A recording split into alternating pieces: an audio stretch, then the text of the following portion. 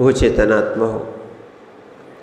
हम सभी भगवान पार्श्वनाथ के पादमूल में बैठ के उन जैसी भगवत्ता को प्राप्त करने का मानस बनाकर बैठे हैं कि हे भगवान, आपका जीव भगवत्ता को प्राप्त कर चुका है और हमारा जीव संसार में भटक रहा है।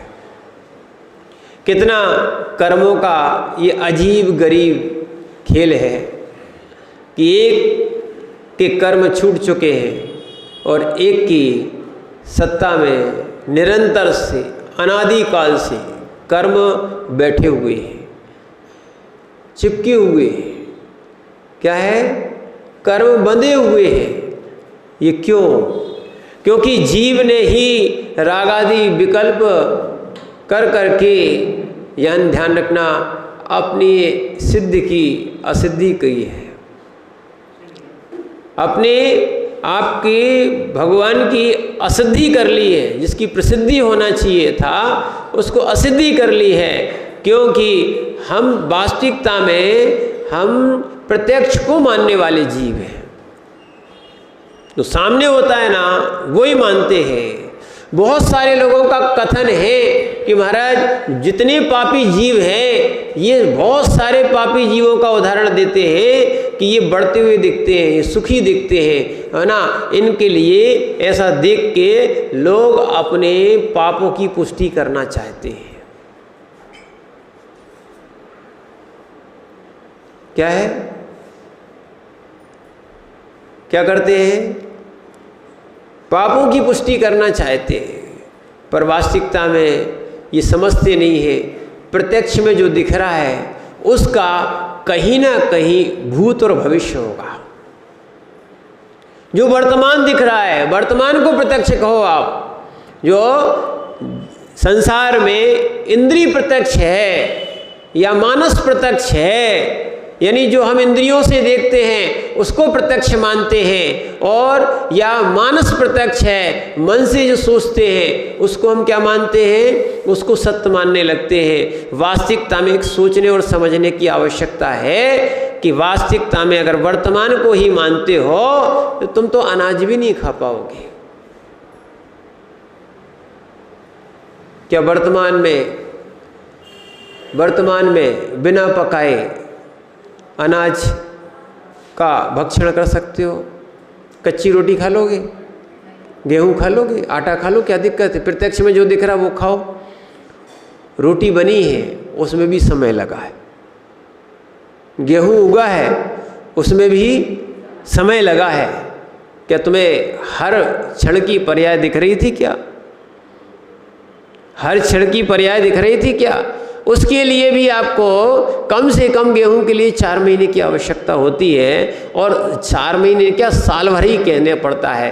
होता साल भर, माने 4 महीने में है। गेहूं की फसल कितनी आती है? 4 महीने में आती है, पर साल में एक ही बार फसल आती है।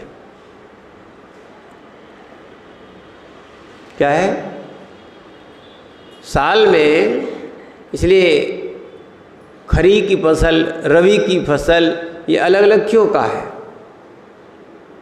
सबका अलग अलग क्या है? एक माने मौसम बनता है, ऐसा एक वातावरण बनता है। उसी वातावरण में वो गेहूं हो सकता है। आप चाहो कि हम क्या है, अप्रैल और मई में गेहूं को बोए या बरसात में बोए और गेहूं मिल जाए, और आप प्रैक्टिकल कर लेना, पौधा तो हो सकता है पर गेहूं नहीं मिलेगा।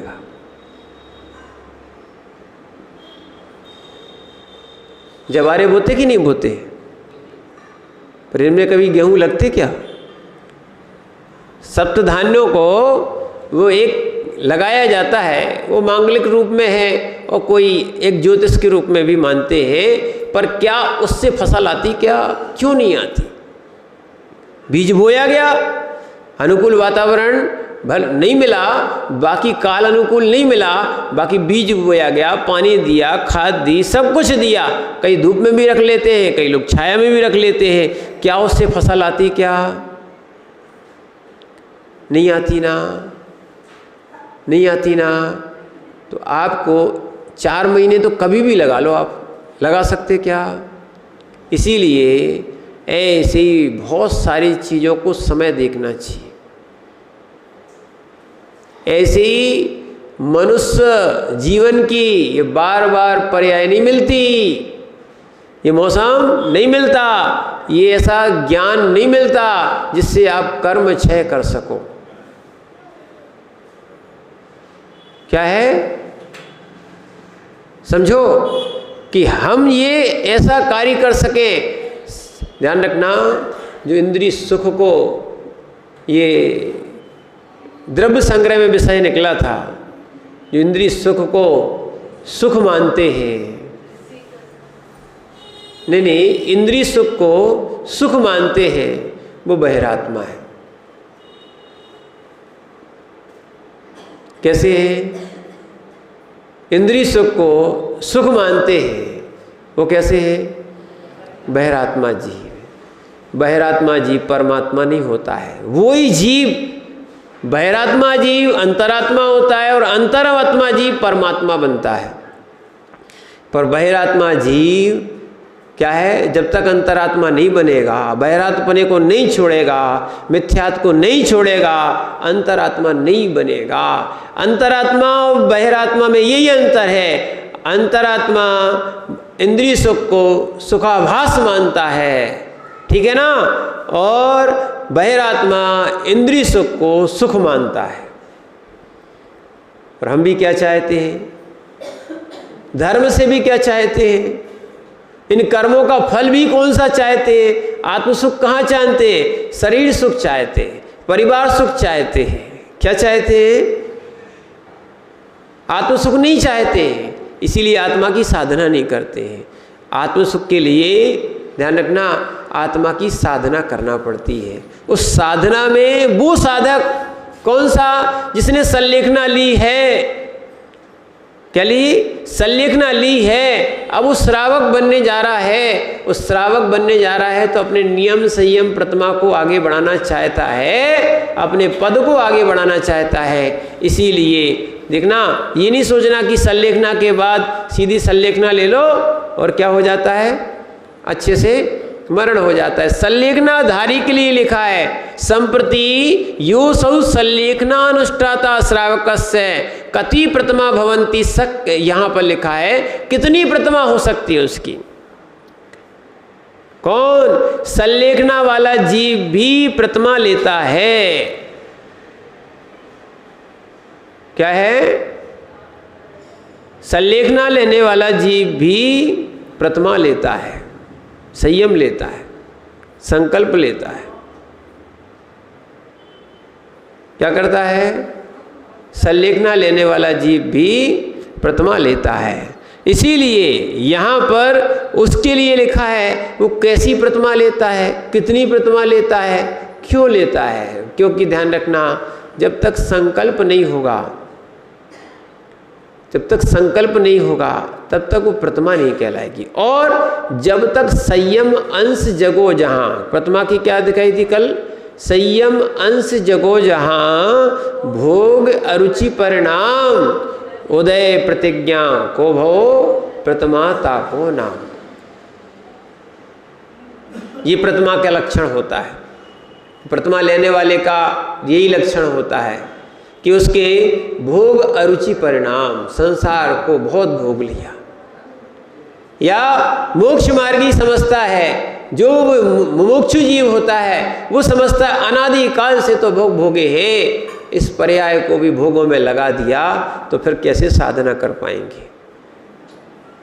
वो समझ लेता है ये बहिरात्मा के लिए सुख थे, अंतरात्मा और परमात्मा के लिए ये सुख सुखाभास है, क्षणिक सुख है। जब तक पुण्य का उदय चल रहा है तब तक लोग सेवा में लगे हुए, नहीं तो घर के लोग ही भगा देते हैं। जब पाप का उदय आता है तो क्या है, राम जैसे पुण्यात्मा जीव को भी घर से निकलना पड़ा। पाप का उदय आया, क्या है, 14 वर्ष का भले वचन था, पिता का था। किसका वचन था? पिता का था। किसको दिया था? कैकेयी को दिया था और बीच में कौन फंस गए? राम फंस गए। न तो राम ने लिया था न दिया था, समझना। पर उन्होंने अपनी, इसलिए उनको मर्यादा पुरुषोत्तम कहा जाता, उन्होंने अपनी पिता की आज्ञा का पालन किया। कैकेयी ने कहा कि 14 वर्ष का वनवास तुमने स्वीकार कर लिया, ठीक। पुत्र को, वो भी किसको? राम को, जिसको राज्य होना है। देखना, अपने पुत्र को राज्य दिलाने के लोभ में, ये अन्य जगह ऐसा प्रचलित है। और जैन दर्शन में जो रामायण लिखी गई है, यानी पद्म पुराण में, क्योंकि भरत दीक्षा लेना चाहते थे। भरत क्या थे? ये बैरागी थे, ये भोगों से अरुचि वाले परिणाम थे, इसीलिए वो दीक्षा लेना चाहते थे। तो माँ ने सोचा शादी करा देंगे तो क्या है, शादी इनकी हो जाएगी तो ये क्या हो जाएंगे, क्या है, इनको राजा बना दिया जाए तो ये घर में रुक जाएंगे, शादी कर दी जाए तो घर में रुक जाएंगे। तो ऐसे उन्होंने योग बनाने के चक्कर में राम का क्या करवा दिया, वनवास। ये होता है। इसीलिए पर क्या सोचना, ऐसे पुण्यात्मा जीव के लिए उदय नहीं आया क्या? और क्या भरत को ये ज़्यादा दिनों तक फंसा पाए क्या? राज्य जरूर दिला दिया पर वो अरुचि से रहे। कहना यहाँ था, जिसको राज्य करना था वो जंगल में था, पर भरत का रुचि ही नहीं थी इस राज्य में। तो उन्होंने राज्य मिलने के बाद, जबरदस्ती राज्य मिलने के बाद बार बार निवेदन किया, पर राम ने कहा हम स्वीकार नहीं करेंगे। और राम ने भी सोच लिया था, जब देखना वहाँ पर वनवास नहीं दिया गया था, राम ने सोच लिया था कि अगर भरत के सामने मैं रहूँगा तो लोग भरत को राजा स्वीकार नहीं करेंगे। इसलिए उन्होंने सोच लिया था, पद्म पुराण के अनुसार ये है, उन्होंने सोच लिया था कि हम समुद्र के पास जाएंगे, अपना एक अलग राज्य बसाएंगे। ये जैन रामायण है। कौन सी है? पद्म पुराण। राम का नाम पद्म था, ठीक है। पर ध्यान रखना, बड़े भाई ने अच्छा ही सोचा था, पर छोटा भाई तो भरत बैरागी था, ठीक है। और बैरागी जीव को कोई कितना फंसा सकता है? नहीं फंसा सकता। इसलिए ऐसा जो संलेखने लेने वाला जीव है, ध्यान रखना, बिना संलेखना के मोक्ष नहीं होता, बिना संलेखना मरण के मोक्ष नहीं होता, और संलेखना मरण बिना संयम के नहीं होता। श्रावक अवस्था में भी संलेखना लेने के वाला जीव है, वो भी यहाँ बताया जा रहा है। ये कोई ये नहीं समझे क्या कि महाराज जो संलेखना लेता है वो ही प्रतिमा लेता है। नहीं, वास्तविकता में संलेखना मरण तो होना ही होना है, लेना ही लेना है। उसके पूर्व से कर्म क्षय करने की प्रक्रिया है कि वो संकल्प लेता है, भोगों से अरुचि परिणाम हो जाते हैं, और वो परिणाम क्या करते हैं, प्रतिज्ञा दिलाते, संकल्प दिलाते हैं, उसका नाम प्रतिमा होता है। कौन कौन सी होती है? तो 136 नंबर के श्लोक में आचार्य महाराज यहाँ पर क्या है, इन प्रतिमाओं के बारे में बता रहे हैं। श्रावक पदानि देवै, श्रावक पदानि देवै, रेकादश देशतानीषु खलु,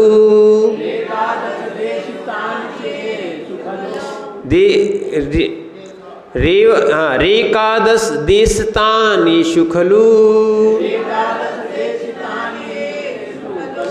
स्वगुणापूर्वगुणैः सह, सगुणापूर्वगुणैः सह, संतिष्ठन्ते क्रम विबद्धा, संतिष्ठन्ते क्रम विबद्धा। पढ़िए।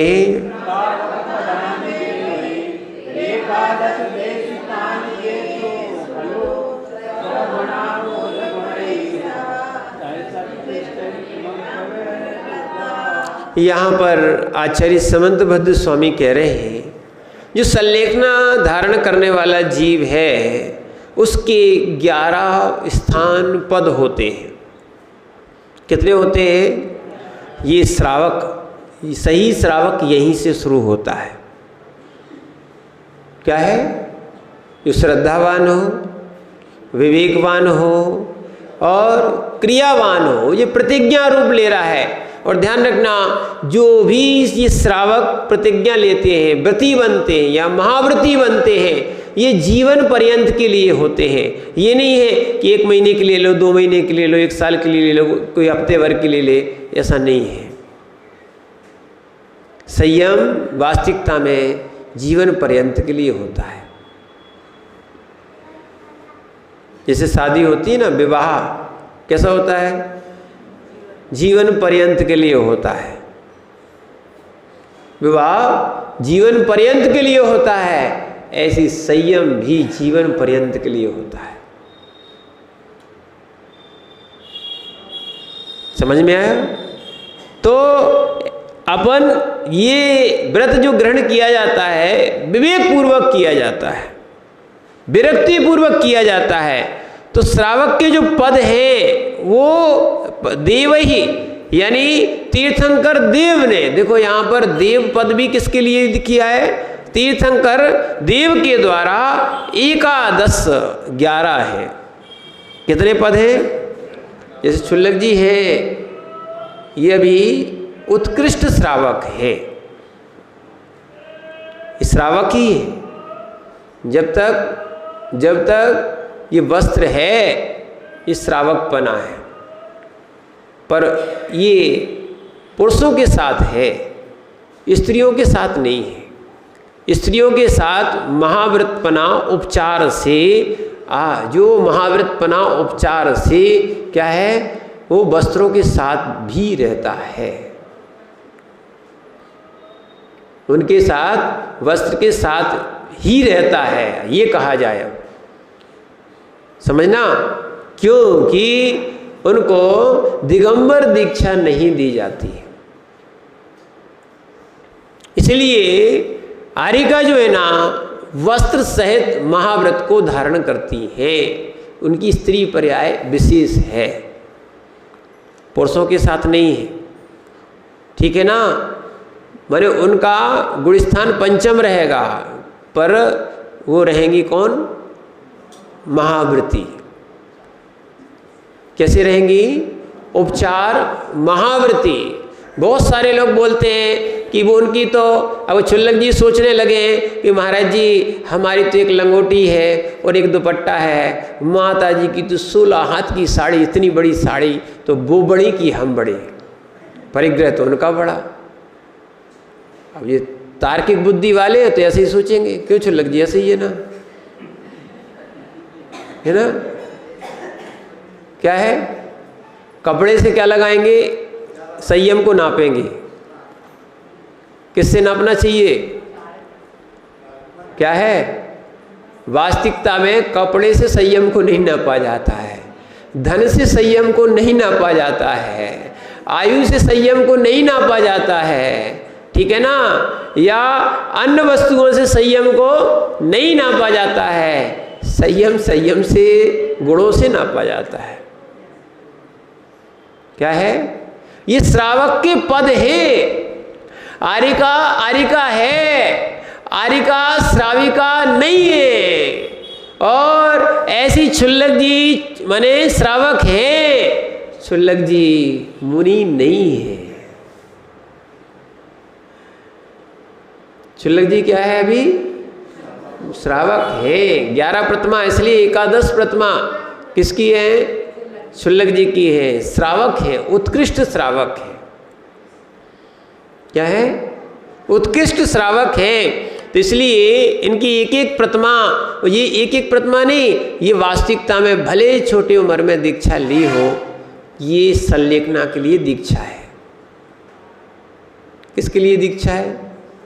संलेखना के लिए। और साधक की भी दीक्षाएं, चाहे मुनि दीक्षा हो, ये निर्वाण के लिए दीक्षा है, वो भी एक प्रकार की संलेखना है। कौन सा? पंडित मरण के लिए निर्वाण दीक्षा होती है। कौन सी? निर्वाण दीक्षा होती है, वो पंडित मरण के लिए ली जाती है। और ऐसे यहाँ पर संलेखना के लिए वो श्रावक 11 प्रतिमाओं का यहाँ कथन कर रहे हैं। वो श्रावक जो है ना महाव्रती भी बन सकता है, और जो महाव्रती बनने में समर्थ नहीं है तो वो कम से कम अणुव्रती और क्या है, एक देश यानी संयम को, यानी कि यहाँ पर 11 प्रतिमाओं तक को धारण कर सकता है। पर ऐसा नहीं है कि हम सीधी 11वीं प्रतिमा धारण कर लें। क्या लिखा है? रेकादश देशतानि येषु कलो स्वगुणा पूर्व गुण सह। क्या लिखा है इसमें? 11 प्रतिमा श्रावक की है, कही गई है, जिनमें निश्चय से अपनी अपनी प्रतिमा संबंधी गुण पूर्व गुण सह, पूर्व प्रतिमा संबंधी गुण के साथ क्रम विबद्धा, क्रम से वृद्धि को प्राप्त होते हुए स्थित होते हैं। जैसे किसी ने अगर 11वीं प्रतिमा ली है, सीधी कैसी ली है? 11वीं, तो उनको पहली, दूसरी, तीसरी, चौथी, 5वीं, 6वीं, 7वीं, 8वीं, 9वीं और 10वीं प्रतिमा का पूरा पालन करना पड़ेगा, तब उनकी 11वीं प्रतिमा मानी जाएगी। स्वगुण पूर्व गुण सह, इसको ध्यान रखना। नहीं तो कई लोग बोले हमने तो ब्रह्मचर्य व्रत ले लिया, अब हमारी कौन सी प्रतिमा हो गई? 7वीं, अब काय की सामयिक करना?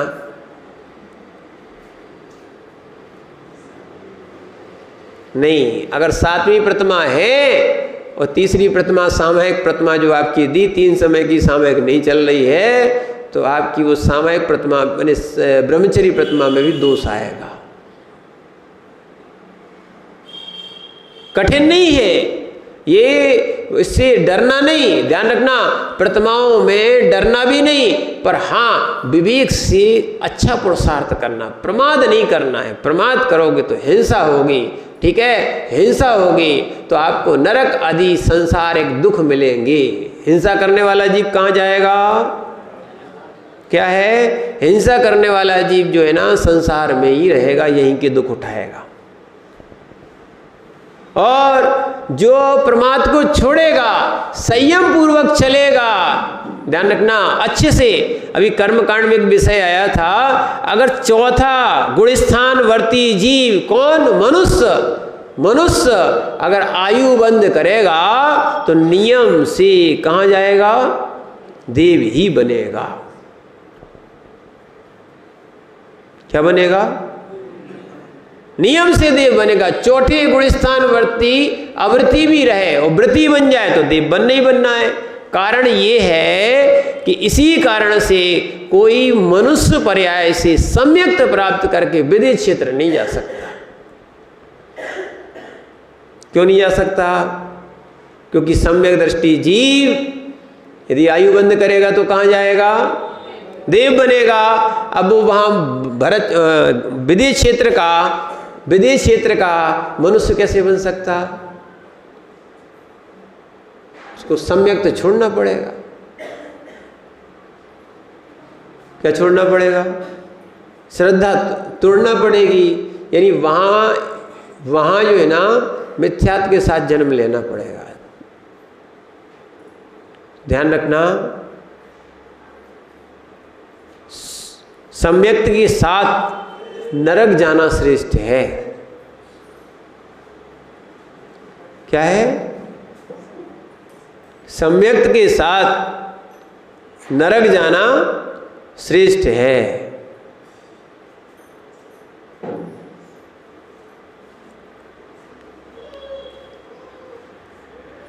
सम्यक्त के साथ नरक जाना श्रेष्ठ है, पर मिथ्यात्व के साथ स्वर्ग में रहना श्रेष्ठ नहीं है।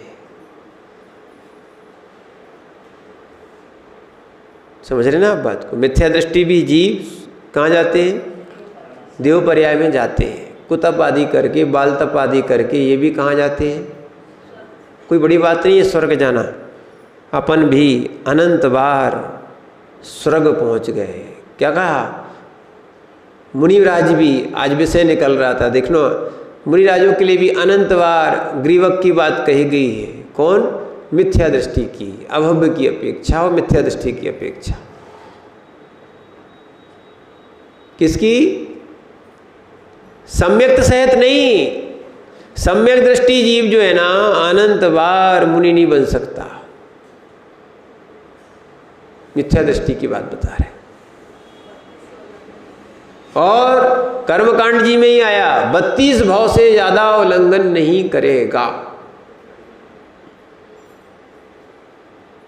सम्यक दृष्टि बनने के बाद एक तो देव पर्याय मिलेगी, ठीक है ना, और यदि कोई कुतप आदि किए तो भी देव पर्याय मिल गई, ठीक है, वो तो संसार में घूम सकता है। सम्यक सहित जीव जो है ना, अनंत बार मुनि नहीं बन सकता। मिथ्यात के साथ यह अभव्य जीव क्या है, जिसकी कसाएं मंद हो जाती है। लोग सोचते हैं कि महाराज जी ये बताओ, सम्यक दृष्टि नहीं हुआ तो चारित्र कैसे धारण कर लेता है? हाँ, एक विषय यहाँ भी आया है, क्योंकि सम्यक दर्शन ये श्रद्धान का विषय है, यानी दर्शन मोहिनी का विषय है, ठीक है ना, और चारित्र जो है चारित्र मोहिनी का विषय है। जब कसाय मंद पड़ती है तब वो संयम ले लेता है, पर जरूरी नहीं है कि श्रद्धा उसकी सही हो भी सकती, नहीं भी हो सकती। ऐसे ही जरूरी नहीं है, कई लोग ध्यान रखना, श्रद्धा निर्मल हो जाए, किसी कारणवश वो संयम नहीं ले पा रहा है, इसलिए अव्रत सम्यक दृष्टि कहा है। श्रद्धा तो निर्मल है, व्रत नहीं है। श्रद्धा निर्मल है पर क्या नहीं है? व्रत नहीं है। और एक जगह चारित्र तो है, व्रत तो है, पर सम्यक दर्शन नहीं है। दोनों विषय अलग अलग है। कई लोग ये भी बोलते हैं कि महाराज जी ज्ञान तो बहुत है पर संयम क्यों नहीं है?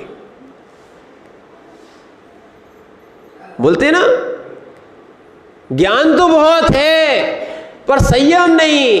इसकी भी खोज करो। ज्ञान होना ज्ञानावर्णी कर्म के थोड़े अधीन है, और संयम होना चारित्र मोहिनी कर्म के अधीन है।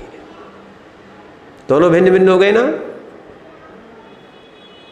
दोनों चीजें भिन्न भिन्न हो गई। कर्म कितने होते? 8, और उनकी वैसे मुझे तो मूल प्रकृति, उत्तर प्रकृति गिनाओगे तो 148, उनके और भेद करोगे तो कितने हो जाते? 148। इसलिए कर्म 8 नहीं समझना, कर्म तो बहुत सारे होते, अनंत होते हैं, पर मूल रूप में 8 और उत्तर रूप में कैसे होते हैं? 148, और अन्य रूप में बहुत से कर्म होते हैं। ये तो गिनने में आ रहे हैं, नाम दे दिए, ठीक है ना। तो इसीलिए इस चीज को समझना कि ज्ञान का विषय अलग है, श्रद्धान का विषय अलग है, चारित्र का विषय अलग है, पर मोक्ष तीनों को मिला के ही होता है।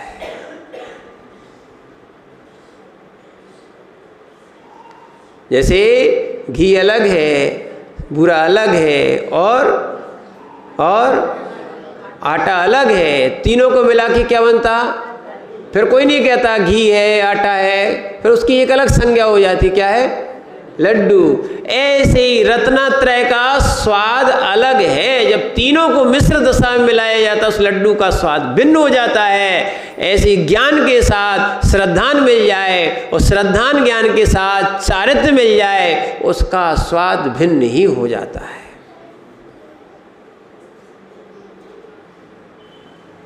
क्या है? इसीलिए सब लोग जब खुशियां होती हैं तो लड्डू बांटते हैं। लड्डू हुए, रसगुल्ले हुए, ये क्या है? प्रिय वस्तु है। क्या है? प्रिय वस्तु है। इंद्री के लिए, ये रसना इंद्री के लिए प्रिय वस्तु है। ऐसी आत्मा के लिए रत्नात्रय संयम प्रिय वस्तु है। और समाधि करने वाले छपक के लिए क्या है? संयम प्रिय वस्तु है। वास्तविकता में पुण्यात्मा होते हैं जो जीव समाधि, संलेखना और संयम की भावना करते हैं। क्या है? एक दृष्टांत हमने आपको सुनाया था, थोड़ा सा और समझा दे उसको। एक मछली पकड़ने वाला एक महाराज को देख रहे थे।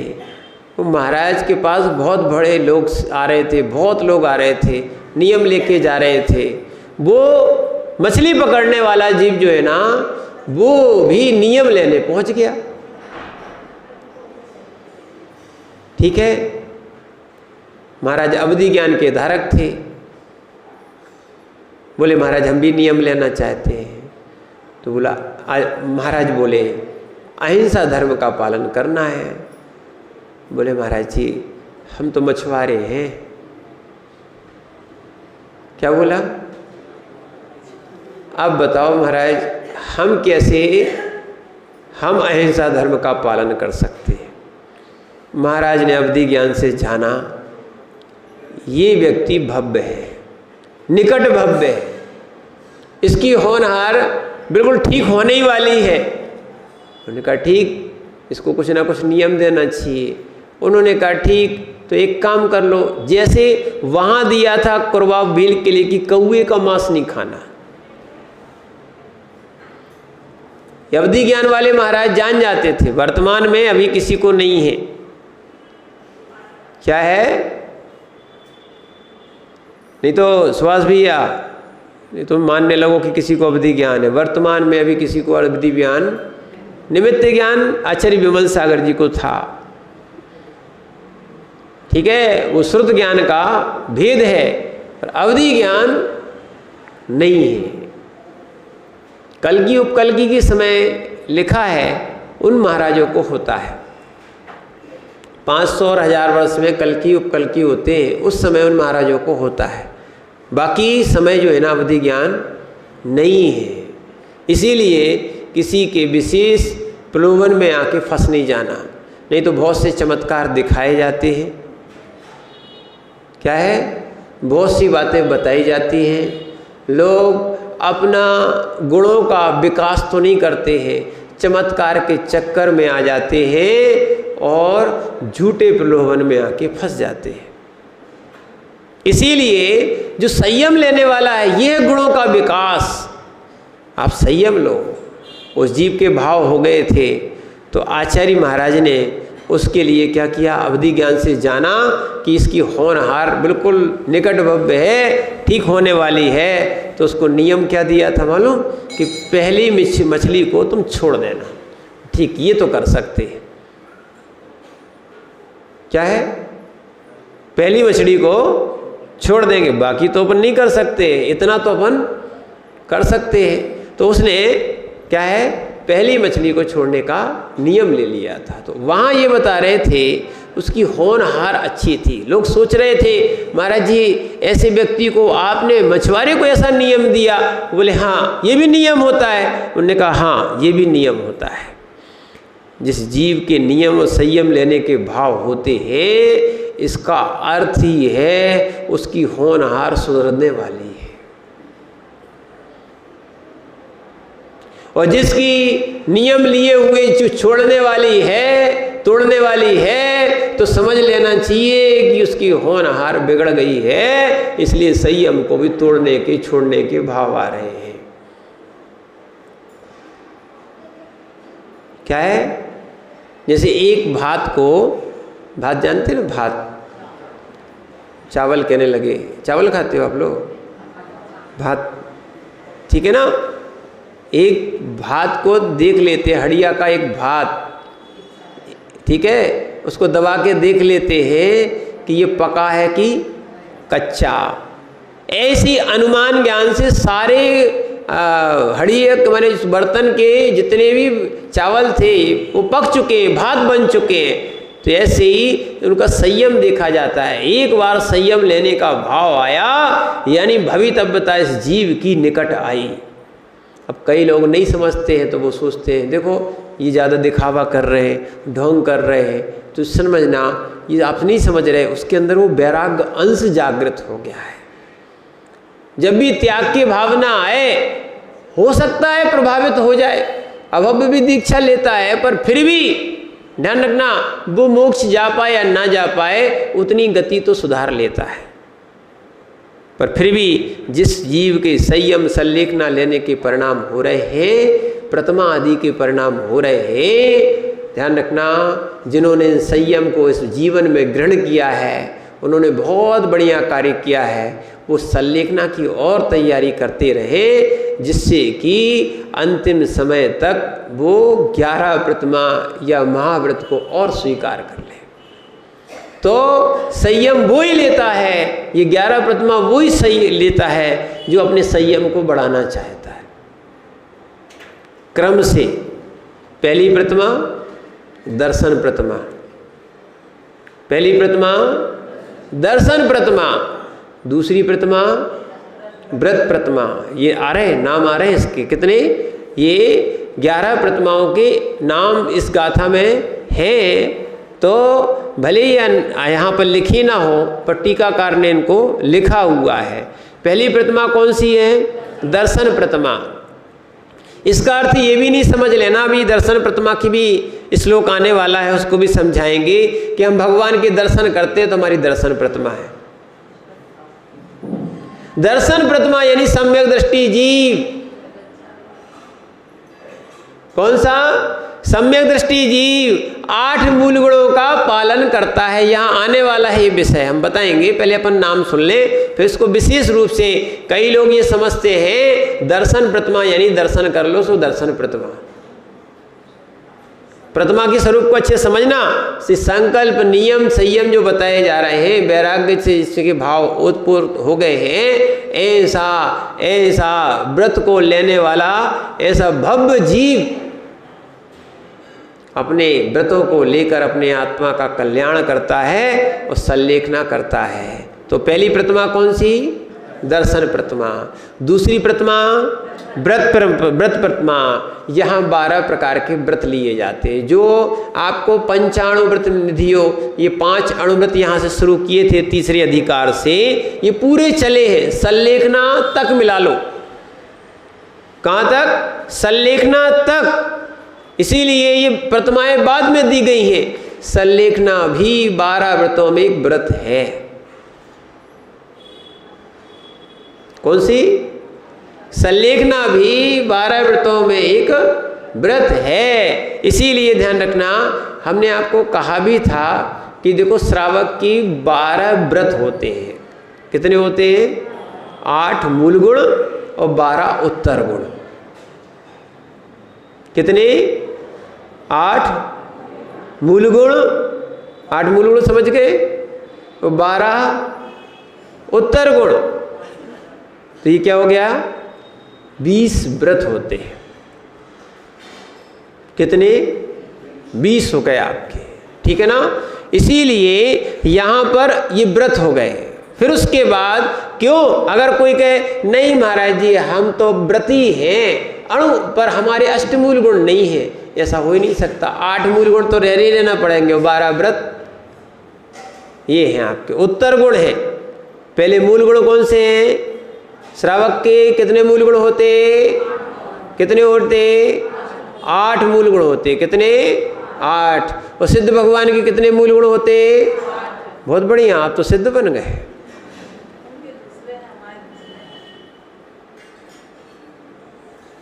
अनिल भैया कितने मूल गुण? सिद्धों के कैसी बातें करते हो? दोनों के 8, तो सिद्ध बन गए क्या? अच्छी बात है। क्या है? पहले बहुत चीजें छोड़ना पड़ेंगी। सिद्ध क्या है? सिद्ध मॉल में नहीं रहते।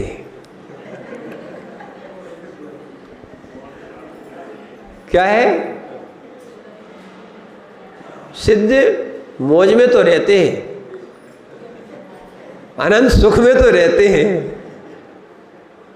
सुरेश भैया समझा दो इनको, मॉल में बैठे मिलते, ठीक है। तो ऐसे ही छोड़ना पड़ता है। क्या है? बिना छोड़े भी 8 नहीं मिलते, जो 8 की आप बात कर रहे हो।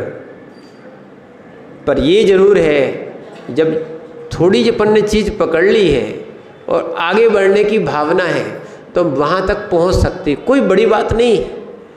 जितने भी सिद्ध हुए हैं, जितने भी मोक्षगामी जीव हुए हैं, जितने भी भगवान हुए हैं, वो इंसान से ही तो भगवान बने। क्या बने हैं? इसी इंसान से, मनुष्य से ही तो भगवान बने हैं। तो इसीलिए हम भी इन 12 व्रतों में ये समाधि संलेखना तक थी। इसलिए संलेखना के बाद 11 प्रतिमाओं का वर्णन किया गया है। आपको लग रहा होगा बहुत बड़ा शास्त्र। क्या है? बहुत बड़ा शास्त्र। ये बहुत बड़ा शास्त्र नहीं है, बहुत बड़े पापों को नाश करने वाला ये छोटा सा शास्त्र है। समझने के लिए है कि ये पाप कौन से थे और व्रत कौन से थे। इसीलिए ये श्रावकाचार है। दूसरी प्रतिमा कौन सी हो गई? व्रत प्रतिमा। इसमें 12 आएंगे, अपन पढ़ तो चुके हैं, उनको फिर दोहरा लेंगे। तीसरी प्रतिमा है सामायिक प्रतिमा। कौन सी? सामायिक प्रतिमा। 3 संध्या बेलाओं में जीव सामायिक करता है। वो क्या है? अब वो कैसे करना चाहिए, क्या क्या विषय है, उसको भी आपको यहाँ एक श्लोक दिया है। 11 प्रतिमाओं के 11 अलग अलग श्लोक दिए हैं, वो भी थोड़े से रूप में दिए, उनका विस्तार भी अन्य श्रावकाचारों से भी और पढ़ना चाहिए। कितने श्रावकाचार है? अभी 36 श्रावकाचार संग्रह मिलता है। कितने प्रकार के? 36 श्रावकाचार हैं। जैसा ये रत्नगण श्रावकाचार है, ऐसे अन्य आचार्यों ने भी श्रावकाचार लिखे हैं। और कुछ आचार्यों ने प्रथमान योग के जो ग्रंथ थे आदि पुराण आदि में से, उसमें से भी श्रावकाचार जो था वो निकाल के उनको श्लोकों को इकट्ठा करके ऐसे 36 श्रावकाचार संग्रह निकला हुआ है। सब आचार्यों के श्रावकाचार्य को अपन को पढ़ना चाहिए। क्या है? एक नहीं, क्योंकि जो बात आचार्य समंतभद्र स्वामी ने कह दी है, हो सकता है और दूसरी चीज़ नहीं कह पाए हैं, क्योंकि एक श्लोक में कितनी सी बात कहेंगे। आपसे कहा जाए आप अपनी बात एक लाइन में पूरी बात कह दो तो कैसे हो सकती है? प्रवचन जो हो रहा है ना, वो मात्र श्रावकाचार का नहीं हो रहा है, बहुत सारे ग्रंथों को यहाँ पर समावेश किया जाता है। मन का भी नहीं हो रहा है। क्या है? बहुत सारे ग्रंथों का समावेश करके, संग्रह करके आपको समझाने का प्रयास किया जा रहा है। तो ऐसे ही सामायिक प्रतिमा तीसरी प्रतिमा है। 3 समय सामायिक करना। वो सामायिक यानी बोले हमने महाराज जी 10 सामायिक कर लिए आज।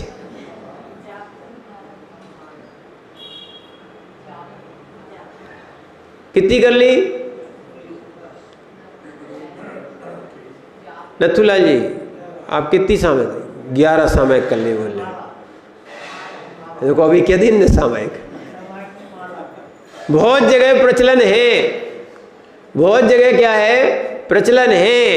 क्या है? जितने जितनी माला फेर ली उतनी सामायिक मान ले। माला फेरने का नाम सामायिक नहीं है। हाँ, ये हो सकता है जब मन नहीं लगता है तब हम पंच परमेष्ठी की माला भी फेरते हैं। पर सामायिक जो है ना, आएगा विषय आएगा क्या? निकल चुका पूरा विषय। सामायिक के लिए बताया था ना, कम से कम 48 मिनट की, 2 घड़ी की, 48 मिनट नहीं समझो तो 50 मिनट की। कितनी? 48 मिनट फिर वो समझ में नहीं आती। कितना? सीधा सीधा 50 मिनट की, यानी 1 घंटे में 10 मिनट कम। कितनी? 1 घंटे में 10 मिनट कम। इतनी एक सामायिक होती है। ऐसी 3 सामायिक करना।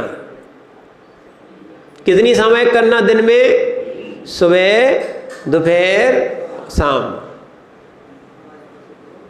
जिस जीव ने ये 3 सामायिक नहीं की और दूसरी प्रतिमा वाले को कम से कम 2 सामायिक तो करना ही करना होती है।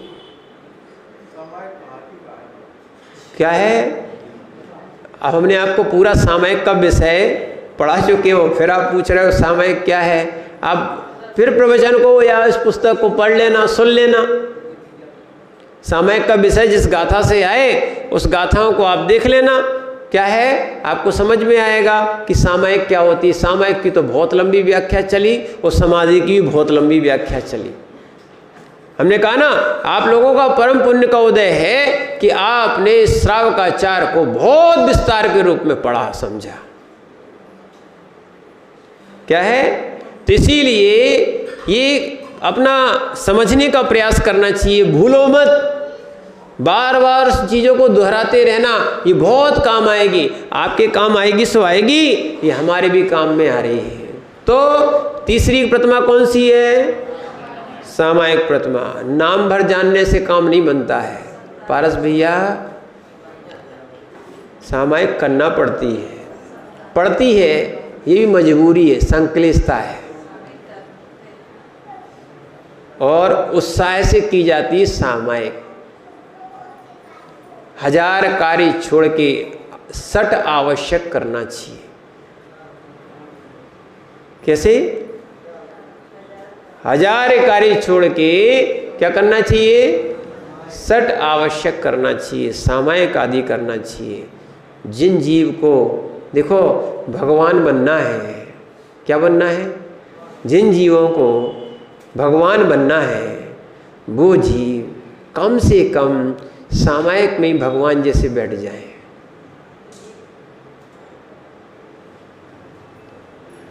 क्या है? उतने समय के लिए आप हिलो नहीं, डुलो नहीं, देखो नहीं, बोलो नहीं, जिनको जो करना करने दो, उनका कर्म वो जाने, हम अपना कर्म क्यों छोड़े? क्या है? इसीलिए सामयिक में क्या करना? कुछ नहीं करना, वही सामयिक है।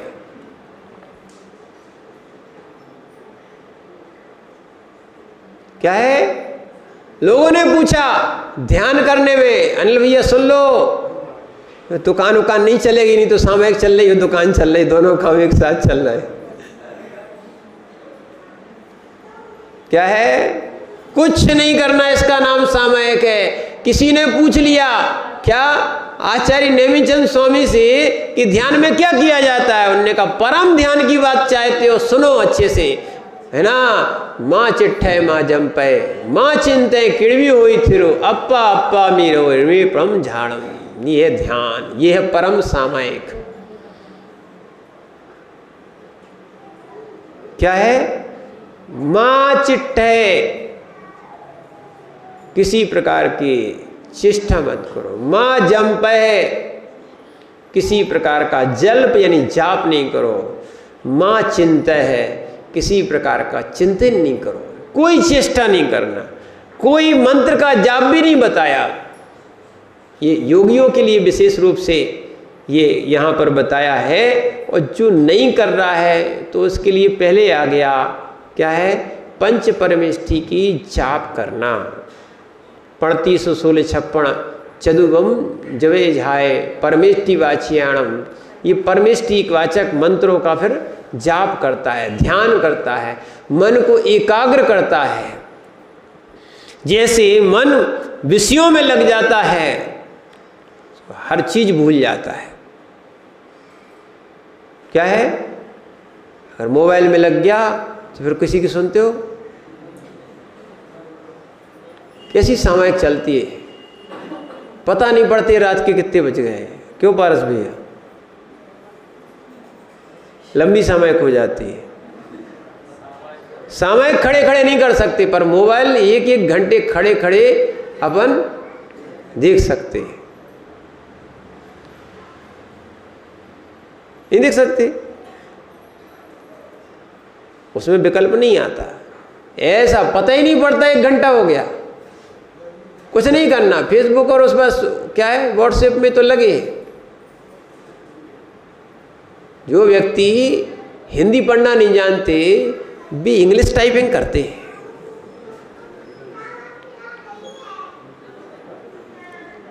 क्या लिखते हैं? अब बताओ, जितना तुम चैटिंग कर रहे हो इतना सामायिक में लग जाते तो आनंद हो जाता। क्या है? इसीलिए जो है ना सामायिक का विषय ही भिन्न है। यानी जैसे विषयों में जीव लगा जाता है, बस विषयों से हटने के लिए सामायिक की जाती है। वास्तविकता में सामायिक का नाम समता है। क्या है कि हम वैसे समता में नहीं रह सकते, राग द्वेष नहीं छोड़ सकते। कम से कम सब चीज़ों का राग द्वेष छोड़ना है मात्र 3 समय में। सामायिक का विषय आएगा, अपन समझेंगे। ऐसे ही सामायिक की बात आती है प्रोषद प्रथमा, अष्टमी चतुर्दशी कि एक दिन पूर्व और एक दिन बाद में क्या करना? एक आसन करना और उपवास सहित करना। तो इसीलिए ये प्रोषद प्रतिमा कहलाती है। सचित त्याग यानी 5वीं प्रतिमा कहलाती है सचित त्याग। क्रम से होती है, एक है, ठीक है ना, और दूसरी है तो पहली दूसरी दोनों पालन, तीसरी है तो पहली दूसरी तीसरी तीनों पालन, ऐसे क्रम चलता है ये। और सचित त्यागी यानी जो सचित जिसमें जीव उत्पत्ति होने की संभावना है या जिसमें जीव है, उसको जीव को भिन्न करके या अलग करके उसको लेना। अब वहाँ पर कच्चा पानी नहीं पी सकते, कच्चा पानी नहीं ले सकते, उसको प्रासुक करना पड़ेगा। इसीलिए जो खड़े फल, हरे फल या और भी चीज़ें, खड़ा अनाज, ऐसे जीव कच्चा नहीं खा सकते, उसको सचित का अचित करेंगे। अब 2 संघों की व्यवस्था है, कई लोग सभी चीज़ उबालते हैं, पर वास्तविकता में इसकी विषय आपको एक श्लोक आता है, वो भी बताएंगे। सचित के भी अलग अलग तरीके हैं। पानी को या अनाज आदि को गर्म किया जाता है, पर रस को गर्म नहीं किया जाता। क्या है? रस को यंत्रों से निकालने से वो प्रासुक हो जाता है। समझ रहे ना आप बात को? नहीं तो बहुत सारे लोग दुदल के विषय में भी बहुत से मत हैं। कैसे हैं? दुदल के विषय में बहुत से मत हैं, ऐसे सचित के विषय में बहुत से मत हैं। तो इसलिए ध्यान रखना, यहाँ भी आचार्यों की भी 2 मत हैं। एक ने गर्म करने के लिए लिखा है, पर हर चीज़ गर्म करने से प्रासुक नहीं होती है। जैसे गन्ना आदि है, उसको गर्म थोड़ी करोगे आप, रस आदि उसको गर्म थोड़ी करोगे आप, ठीक है ना। वो शक्कर और गुड़ बनाने की बात अलग है, पर वास्तविकता में उसकी अगर गर्म करोगे तासीर तो ठीक चलित रस में भी आ जाता है। अब फल को अगर गर्म कर दोगे तो दिक्कत हो जाएगी। यहाँ तक कि अगर दाल, रोटी, सब्जी आदि को दोबारा भी गर्म कर दोगे तो अवक्ष हो जाएगा। और ये विज्ञान भी मानता है। ये सचित अचित विचार, इनको समझना क्या है कि विज्ञान भी मानता है अगर तुमने कोई वस्तु में गर्म की और फिर से गर्म कर दी तो सारे गुण खत्म, अनिष्टकारी और हो जाएगी।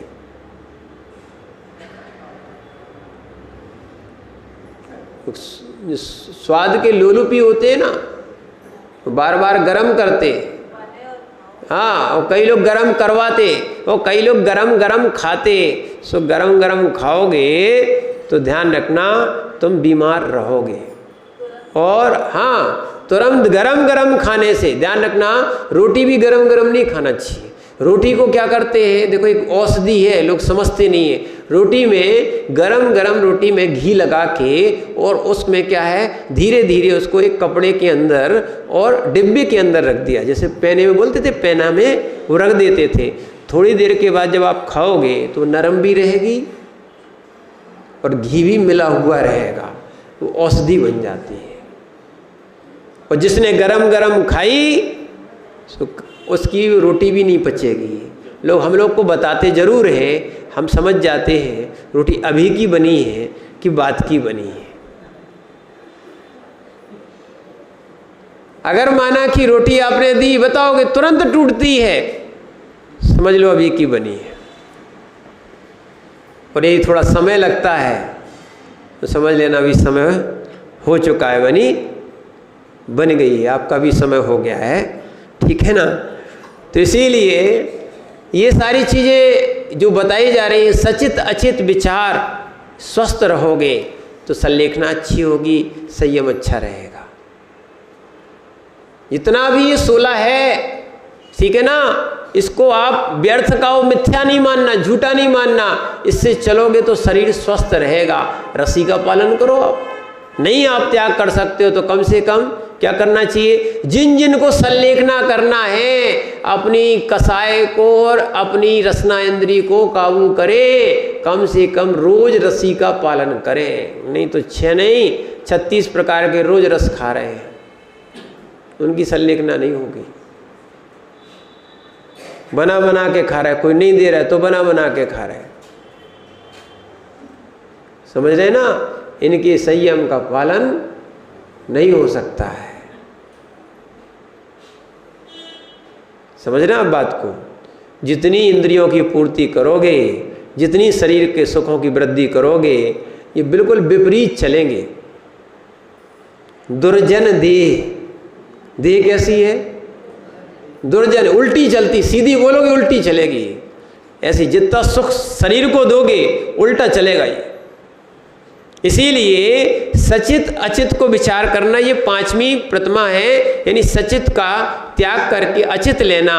रात्रि भुक्ति विरति, यानी 9 कोटि से रात्रि भोजन का त्याग, ना खाएंगे ना खिलाएंगे ना किसी की अनुमोदना करेंगे। और यहाँ तक तो ग्रस्त रहता है, ठीक है। 7वीं प्रतिमा से ब्रह्मचारी होता है। प्रतिमा से देखा जाए तब उसका अपनी स्त्री का त्याग, यानी स्त्री को भी बहन और माता के समान समझता है। ऐसा विरक्त मनुष्य हो जाता है, इसकी विशुद्धि बढ़ जाती है। यह है धर्म ध्यान से विशुद्धि बढ़ती है। क्या है, जिसने पत्नी को भी क्या माना है, बहन और माता मान लिया। यह है विशुद्धि, यह है संयम। ऐसा नहीं है कि अब ब्रह्म इतना बढ़ गया है कि कोई भी हो, है ना, सब चलता है, चाहे भोजन में और चाहे भोग में। ये दृष्टि का और बेकार हो गया है। इसीलिए आरंभ त्याग प्रतिमा यहाँ व्यापार आदि का 8वीं में वो त्याग कर देता है, निवृत्त हो जाता है, संन्यास ले लेता है। परिग्रह त्याग, जितना परिग्रह था सबको छोड़ के थोड़ा सा रखता है अपने आहार के संबंध में, भोजन के संबंध में और मुनि दान आदि के लिए। फिर अनुमति त्याग, ये 10वीं प्रतिमा आएगी। 10वीं प्रतिमा कह रही है किसी भी पाप कार्य की अनुमोदना नहीं करेगा। महाराज से, महाराज जी मकान बनवा ले, महाराज जी धर्मशाला बनवा ले, ये शरद भैया, नहीं तो नक्शा बनवाए महाराज के पास आ जाओ, ठीक है ना। तो महाराज तुम्हारे पाप की अनुमोदना नहीं कर सकते। क्यों? वो भैया महाव्रतों का पालन करते, तो उनको 11 प्रतिमा का भी पालन करना पड़ता है। अनुमति त्याग, पाप की अनुमोदना नहीं कर सकते। बैरागी हो गए, अब पानी लगाओगे कि नहीं, ऐसा बना लो, ऐसा कर लो, ऐसी सफाई कर लो, ऐसा धो लो, ऐसा पोंछ लो, ऐसा पुता लो, है ना, ऐसी सफाई कर लो, ऐसा बना लो। अब बताओ इसमें पाप होगा कि नहीं? ये महाराज बनाएंगे कि आदमी बनाएंगे? कौन बनाएंगे? श्रावक बनाएंगे। अब श्रावक बनाएंगे तो उसमें कोई विवेक रखेंगे क्या? इसीलिए ध्यान रखना, आप यदि झाड़ू लगाते हो तो आप अहिंसा का विचार रख के लगाओगे। अगर किसी से लगवाते हो तो उसको झाड़ू लगाने का प्रयोजन है, जीव रक्षा का कोई प्रयोजन नहीं रहेगा। संयम की दृष्टि बहुत बड़ी होती है। ऐसी अनुमति त्याग हो गया और उद्दिष्ट त्याग। 11वीं प्रतिमा कौन सी होती है? यानी अपने उद्देश्य से भोजन बसति का आदि कोई चीज नहीं बनवाना।